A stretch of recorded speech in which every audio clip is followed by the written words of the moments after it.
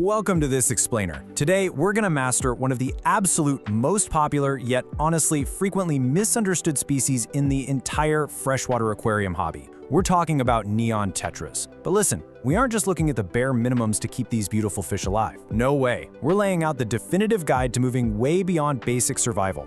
We're taking a welfare-first approach to help your Neon Tetras truly thrive and show off their most vibrant colors and natural behaviors. Okay, let's dive into this, because 10 is a really important number here. You know, a lot of beginners struggle to keep their Neon Tetras healthy for even a few months, usually because of some pretty common setup mistakes. But with a true welfare-first approach, these incredible little fish can live up to 8 years in captivity, and in the wild, they can even hit an impressive 10 years. Getting them to that incredible lifespan, though, requires a deep understanding of exactly what they need. So, to get there, here is our roadmap for today. First, we'll officially meet the Neon Tetra, then we'll build the perfect habitat, cover their social needs, discuss optimal feeding, navigate health and breeding, and finally wrap it all up with an ultimate care checklist. All right, let's jump right into section 1. Meet the Neon Tetra. These vibrant blue and red fish are incredibly tiny. They literally only grow to a maximum of 1.5 inches long. This super compact size actually makes them one of the smallest species in the hobby, which is great because they bring high energy to a tank without needing massive swimming spaces, provided, of course, their environment is set up right. Now, what's really interesting here is how surprisingly simple it is to tell the males and females apart once you know the trick. Since they're the exact same size, you want to look closely at that iconic neon stripe. Males will have a flatter belly, which keeps that brilliant blue stripe perfectly straight.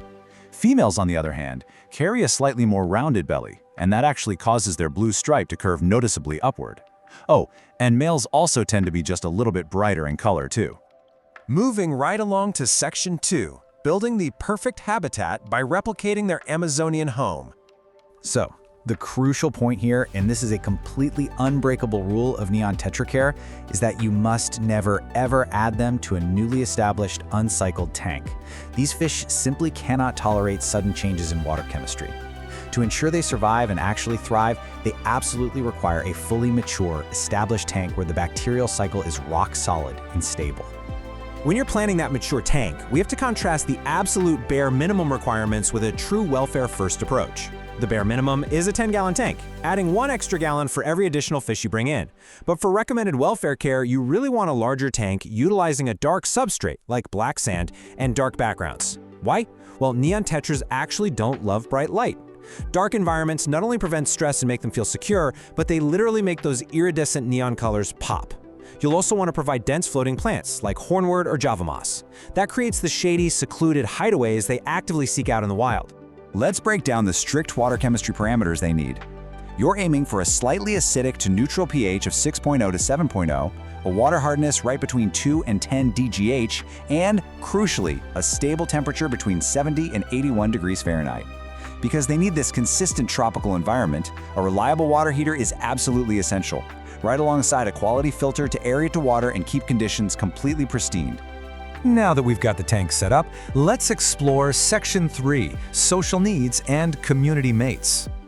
6. You must keep an absolute minimum of 6 Neon Tetras together. No exceptions. This is a strict schooling species. If you keep them in smaller numbers or worse, completely alone, they will become intensely stressed out. You'll actually see those brilliant colors fade away to a dull violet blue. They'll hide constantly, and they can even become completely uncharacteristically aggressive and start nipping fins out of sheer discomfort. So 6 is the absolute baseline for a happy school. And this brilliantly illustrates how to build out a peaceful community tank around that school. You need to pair them with non-aggressive friends. Because Tetra occupy the middle of the water column and are totally passive, it's best to pair them with similarly sized bottom dwellers. Cory catfish are just perfect for this. Honey gouramis, other peaceful tetras, or invertebrates like ghost shrimp and mystery snails also make fantastic, totally safe companions. Section 4 brings us right to their daily care, feeding for optimal health and managing their omnivore diet. To really replicate their wild habits, you have to provide a varied diet. High-quality, vitamin-fortified flakes should absolutely be your staple, but you need to mix it up a few times a week with live or frozen foods like bloodworms, daphnia, or baby brine shrimp. And here is a very important note. Because Neon Tetras have exceptionally tiny mouths, you have to chop or cut live foods into very, very small pieces so they can actually swallow them safely. And finally, don't forget their greens. Dropping in some algae wafers or a bit of blanched cucumber rounds out their nutritional profile perfectly. Now, when it comes to portion control for adult fish over 6 months old, you really must follow a strict rule. Feed them twice a day and only offer exactly what they can entirely consume in 2 minutes flat. Any uneaten food has to be removed. Overfeeding is literally one of the fastest ways to ruin the pristine water quality these fish depend on, which will quickly lead to illness. And that seamlessly brings us to our advanced care segment. Section 5, Health, Disease, and Breeding.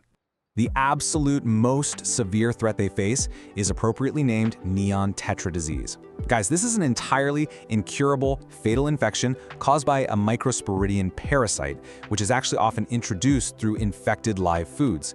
If you ever notice a fish showing extreme restlessness, a severe loss of color, physical cysts, or in the advanced stages, a curved spine, you must immediately remove that infected fish from the main tank. Because there is no cure, immediate quarantine is quite literally the only way to protect the rest of your school. Let's move to and see how this builds into understanding their overall health. Because contrasting that incurable disease with ailments that are treatable is super helpful. For example, itch, or white spot disease, looks exactly like salt sprinkled on the fish, but it's highly treatable in a quarantine tank simply by adding aquarium salt and raising the water temperature by just 2 degrees.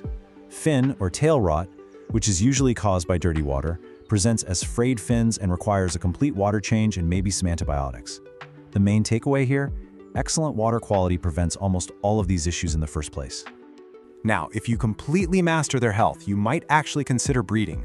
But fair warning, this is an advanced level process, because triggering them to mate requires highly specific parameters.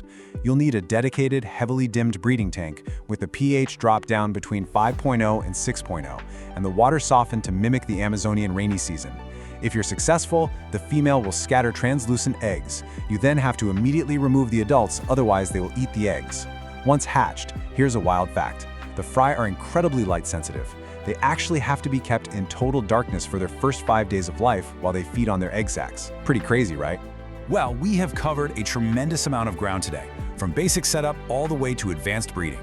Let's move to Section 6 and distill all this data into our ultimate welfare care checklist.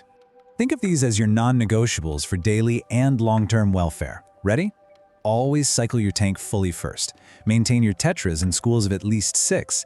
Keep that water strictly stable between 70 and 81 degrees Fahrenheit, with a pH of 6.0 to 7.0.